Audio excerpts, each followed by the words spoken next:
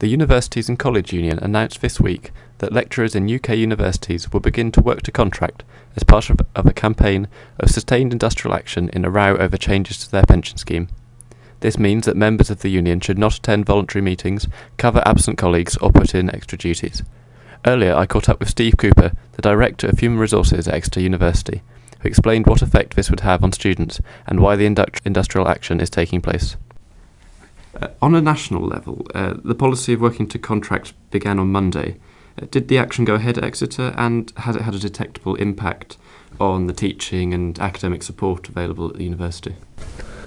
Okay, well, the action that's been taking part at the moment is very low level. Academic staff are being asked to work to contract, as you say, which means not working beyond their contractual hours, but academics don't have a defined working week, not covering duties of other colleagues, and only attending meetings that are voluntary if they wish to. There's been no measurable impact at the moment, and I wouldn't expect there to be.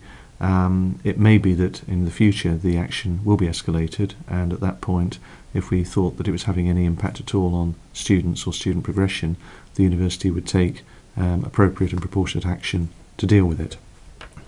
And are you able to give me just a brief outline of, I gather that it's been going on for 3 years now, the dispute. Are you able to give me a synopsis of the recent developments in the story? Okay, well, as you say, the Joint Negotiating Committee, which is responsible for the University Superannuation Scheme Benefit Promise, met over 3 years in negotiations. After 3 years, they failed to reach agreement, and the chair of the Joint Negotiating Committee, Sir Andrew Cuby, decided to exercise his casting vote. He exercised his vote in favour of the employer's side, at which point the unions gave notice of a dispute.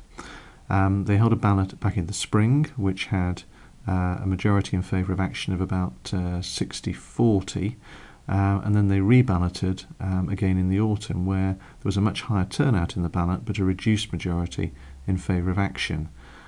We don't know how staff at Exeter voted in the second ballot. We do know that in the first ballot, about 58% of Exeter Union members voted to take part in the action, although a far smaller proportion of that actually did take part in 2 days of strike action that were called back in March.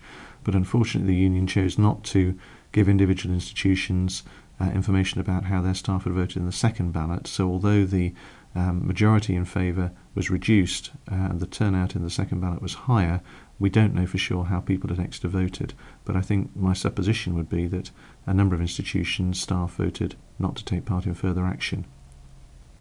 Mr. Cooper also paid tribute to the staff at Exeter, saying that in his time at the university, major industrial action didn't take place due to the commitment of lecturers and support staff to the students. If you combine this with the probable weak support for the action amongst local members, I would say that further action that could disrupt students' education is unlikely.